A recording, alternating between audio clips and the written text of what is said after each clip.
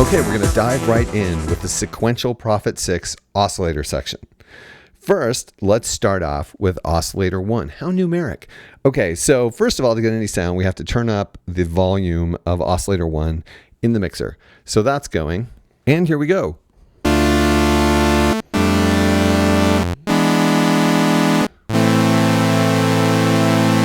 That is a rich, full sounding sawtooth wave, and it's really exciting for me because I so often demo monosynths to actually be doing a analog polyphonic synth that's modern. This is so exciting. So it's really nice to be able to play chords. And with this great sawtooth sound.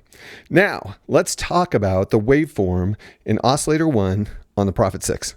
Okay, as you can probably see, we have a sawtooth, a triangle, and a square. Let's listen to those. Okay, we just heard the sawtooth. Let's listen to the triangle.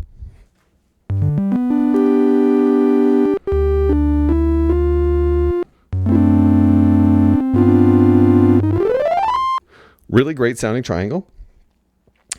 And the square wave.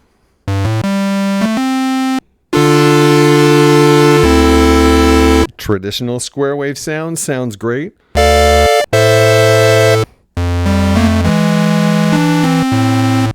Excellent. Okay, now what I haven't said yet is that these aren't just settings. As you can see, there are markings between the different waveforms, and that's because this is a continuously variable wave shape oscillator. So we not only get those three wave shapes, we get all the wave shapes between those wave shapes as we move from one to the next. Here's an example. Starting with square. Okay, we're halfway between square and saw. Totally different waveform, different timbre for you to work with. So you have this incredible variety of wave shapes that exist between the standard wave shapes. Let's keep going. Okay, now we're back to sawtooth. Let's head towards triangle.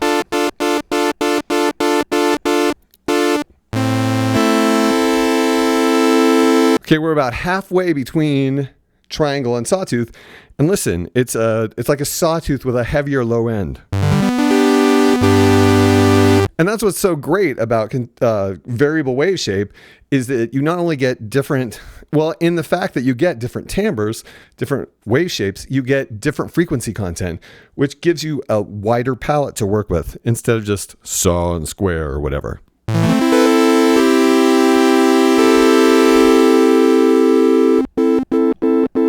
And then we're all the way to triangle. But what we haven't talked about yet is when we're using square, we also have the ability to adjust pulse width.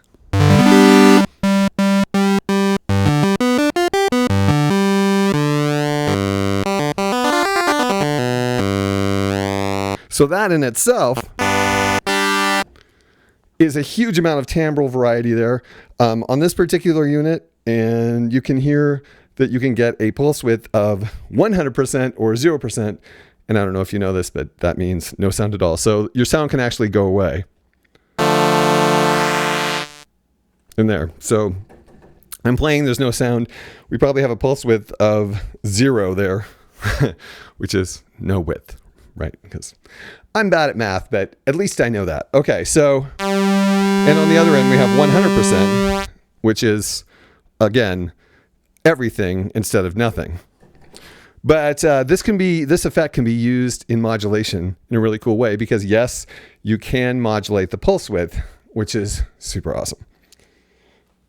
But another thing to keep in mind is since we have continuously variable wave shape, whatever setting the pulse width of the square wave is set to is going to interact with your sawtooth. So again, you have even more timbral possibilities by setting your pulse width and then finding how that affects the interaction with the saw.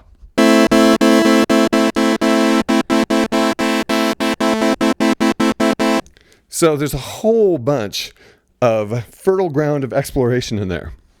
And also, since you can modulate the pulse width, which we will do when we talk about modulation, you know, there's even more. So we're still on Oscillator 1, and that's really awesome. Really full rich sound. And I know it's kind of like, quote, boring right now because we're not using the filter or any of the other articulation, but even so, great sound. Okay, the next thing I'm going to talk about is the frequency setting, and this is somewhat unique. Instead of it just being a coarse or fine tune, it's actually quantized to notes. So here, look.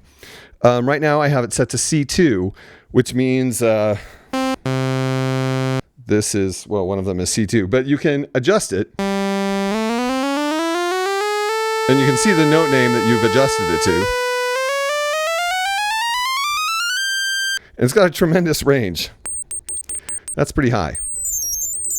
And in the other direction, you can get down into the clicks.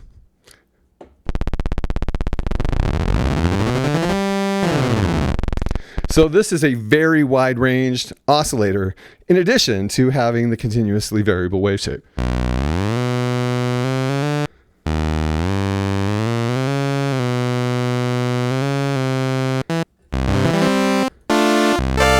I always choose C2.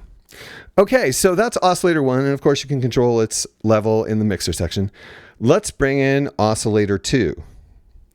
Yes, I notice I haven't talked about sync yet, but we'll get to that. Wow, it's a sawtooth, just like in oscillator 1. Although quieter. Okay.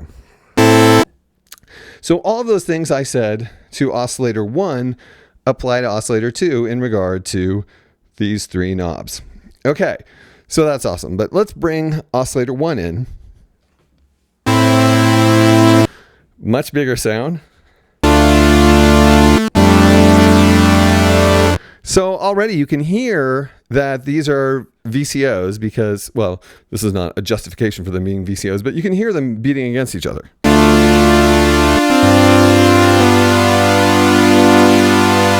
Awesome. We've been waiting for this a long time, have we not? Okay. But if that's not enough for you, we have the fine tuning knob, which allows you to detune oscillator 2 against oscillator 1.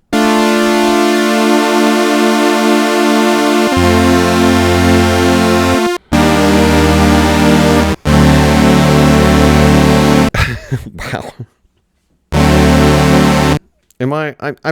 I'm overly enthusiastic, I know, but wow. So obviously there's, we've got all kinds of great chord possibilities when you have that sort of richness. And you can get it all the way irritating in both directions. And that's a cool, actually, live effect to be doing too. But anyway, so we have fine tuning, so we're capable of detuning, and that's awesome. In addition to that, the frequency knob works the same way as in oscillator 1. We also have what we're going to go up and talk about right now, Slop. Okay, supposedly oscillator 1 and oscillator 2 are perfectly in tune.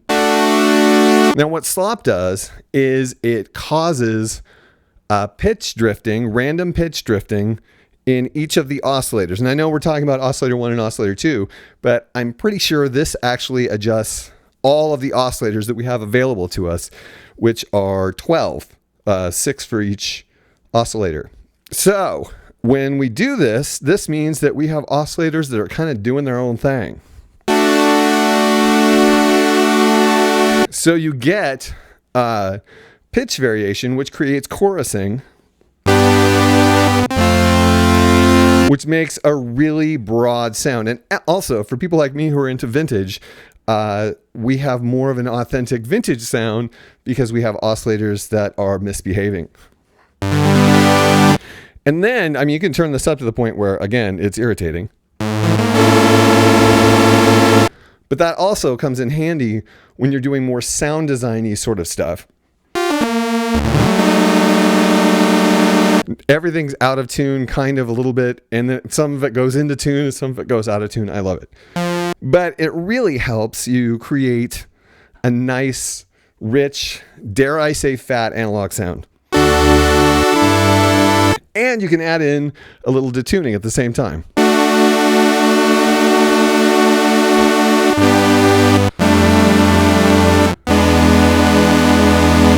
That's big. That is a very big, rich sound. Almost too big and too rich. I mean, for recording levels, I mean, not for us, because that's what we want. Okay. And also, so when we're talking about continuously variable wave shape, now you've got two oscillators with continuously variable wave shape. You can come up with all kinds of almost really infinite combinations. Some math person's going to get me for saying that. But you have a lot of different wave shapes to choose from.